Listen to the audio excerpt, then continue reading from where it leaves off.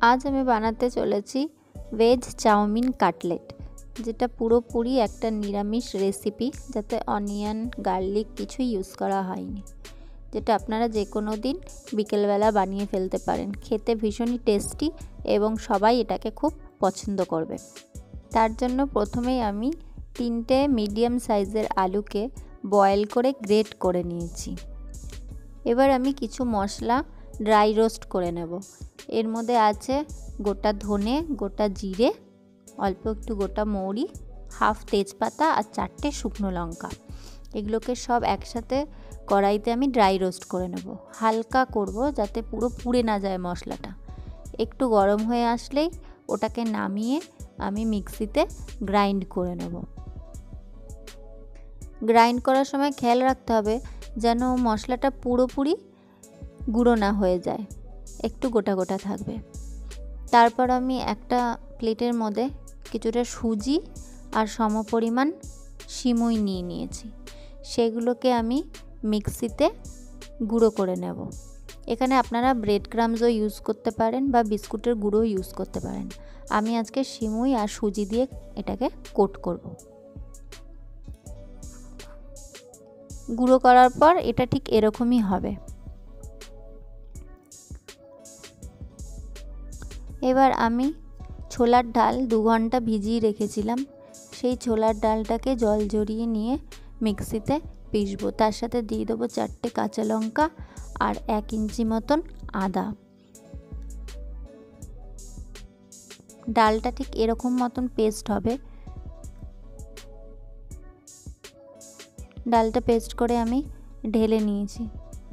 এরপর আমি একটা বাটিতে গরম জল করে তাতে চাউমিনটাকে একটু ছোট ছোট করে ভেঙে সেই গরম জলের মধ্যে ভিজিয়ে দেব। মোটামুটি 10 মিনিট মতন ভিজিয়ে নিতে হবে, বেশি ভেজালে হবে না। 10 মিনিট মতন ভেজালেই একদম ঠিক হবে।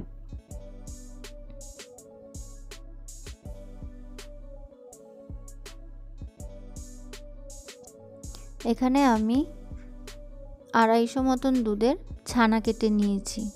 এই ছানাটাও আমি এই কাটলেটে ইউজ করব। তারপর কড়াইতে 2 টেবিল চামচের মতন হোয়াইট অয়েল দিয়ে তাতে আমি জোয়ান ফোড়ন দিয়েছি। জোয়ানটা পুড়বে না, হালকা গরম হলে জোয়ানটা দিয়ে তারপর আমি এতে দিয়ে দেব সেই ছোলার ডাল বাটাটা।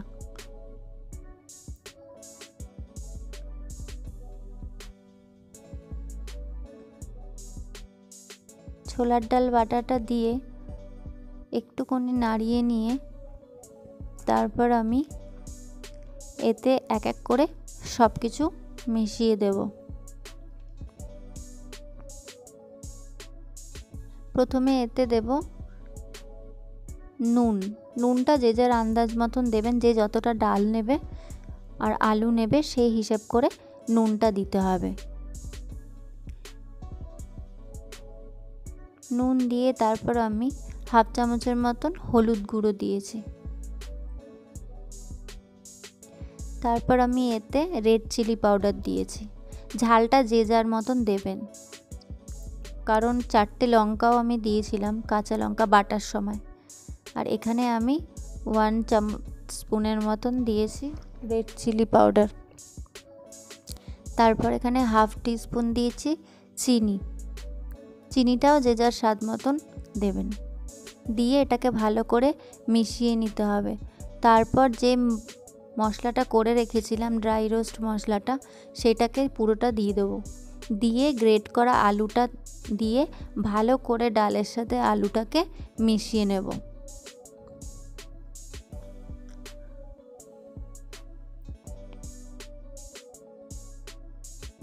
তারপর ছানাটা জল ঝরিয়ে ওই মিক্সচারের মধ্যে দিয়ে দেবো। তারপরে ছানার সাথেও এটাকে ভালো করে মিক্স করে নিতে হবে। তারপর এখানে আমি কাসুরি মেথি দিয়েছি 1 টেবিল স্পুনের মতন, আর গরম মশলা দিয়েছি 1 টেবিল স্পুনের মতন। তারপর দিয়েছিলাম চাট মশলা। সব মশলাকে একসাথে মিশিয়ে নিয়ে তারপর গোলমরিচের গুঁড়ো দিয়েছি 1 টিস্পুন, দিয়ে সব একসাথে মিশিয়ে নিতে হবে। দেখুন পুরটা আমার পুরোপুরি রেডি। আমার কাছে ধনেপাতা ছিল না, আপনারা চাইলে এতে ধনেপাতাও দিতে পারেন। পুরটাকে আমি কড়াই থেকে নামিয়ে একটু ঠান্ডা হতে দেব। এদিকে অন্য একটা কড়াই বসিয়ে ওতে 1 টেবিল স্পুনের মতন হোয়াইট অয়েল দিয়ে চাউমিনটাকে হালকা ভেজে নেব। চাউমিনটা যেন একটার গায়ে একটা লেগে না থাকে।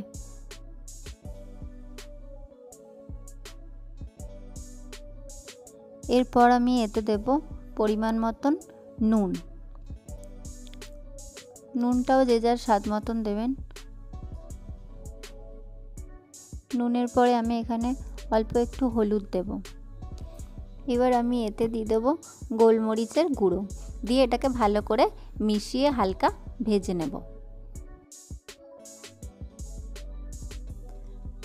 দেখুন ভাজার পর ঠিক এরকম হবে, পুরো ঝরঝরে থাকবে ওটা। এবারে চাউমিনটাকে আমি নামিয়ে নেব।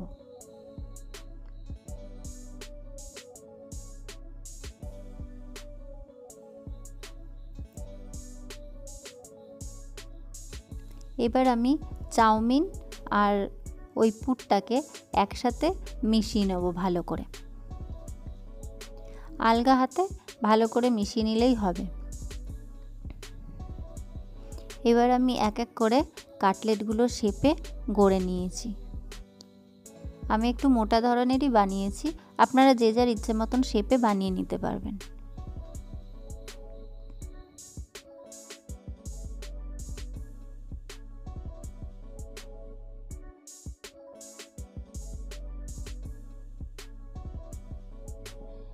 মিক্সিতে আমি যে সিমুই আর সুজিটাকে গ্রাইন্ড করে রেখেছিলাম, ওর মধ্যে আমি এখানে দিয়ে দেবো 1 টিস্পুন রেড চিলি পাউডার আর হাফ টিস্পুন সল্ট আর 1 চামচের মতন চালের গুঁড়ো দিয়ে এটাকে ভালো করে মিশিয়ে রেখে দিলাম।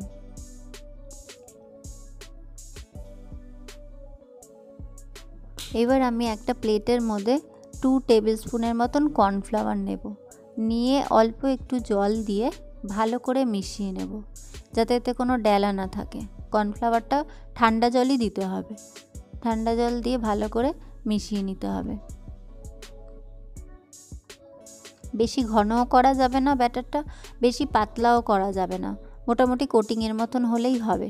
এরপর আমি এক একটা করে কাটলেট নিয়ে সেটাকে আমি কর্নফ্লাওয়ারের মধ্যে আলগা করে মাখিয়ে নেব। মাখিয়ে নিয়ে আমি ওই সুজি আর সিমুইয়ের ওই গুঁড়োটার মধ্যে দিয়ে পুরোটা কোট করে নেব। যখন এই সুজি আর এই সিমুইয়ের গুঁড়োটার মধ্যে কোট করবেন তখন হাতটা যেন শুকনো থাকে। আমি কর্নফ্লাওয়ারে ডুবিয়েছিলাম দেখে আমার হাতটা ভেজা ছিল দেখে আমি চামচ দিয়ে এটাকে কোট করেছি, নাহলে পুরোটাই একসাথে পুরো ভিজে যাবে, পরেরগুলো ভালো করে কোটিং হবে না। এটাকে আমি ডবল কোট করব দেখে একবার কোটিং করে আমি আবার কর্নফ্লাওয়ারে ডুবিয়ে আবার কোট করব। আপনারা চাইলে সিঙ্গেল কোটও করতে পারেন, তবে ডবল কোট হলে একটু বেশি ক্রিস্পি হয়, খেতেও ভালো লাগে। এটাকে আমি ডবল কোট করে সেম প্রসেসে আবার আমি পাউডারটার মধ্যে কোট করে নেব। এইভাবে আমি প্রতিটা কাটলেট বানিয়ে নেব। কাটলেটগুলো বানিয়ে যদি আধ ঘন্টার মতন ফ্রিজে সেট হতে জন্য রাখা যায় তাহলে আরও ভালো হয়। আমার কাছে সময় ছিল না, তাই আমি বানিয়েই সঙ্গে সঙ্গে ফ্রাই করে নিয়েছি। দেখুন আমার সবকটা কাটলেট একদম রেডি। আমার এখানে 7টাই কাটলেট হয়েছে, 7টাই রেডি হয়ে গেছে। এবার আমি এগুলোকে ফ্রাই করব। ফ্রাই করার জন্য আমি উনুনে কড়াই বসিয়ে তাতে বেশ কিছুটা হোয়াইট অয়েল দিয়েছি।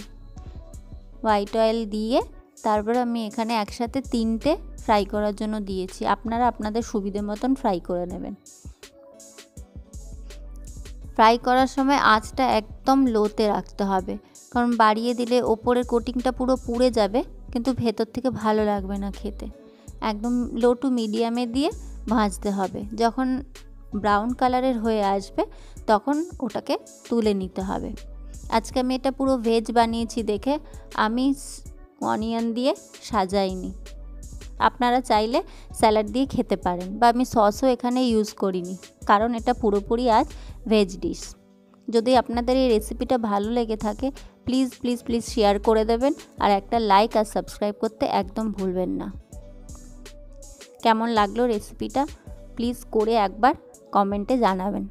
Thanks for watching.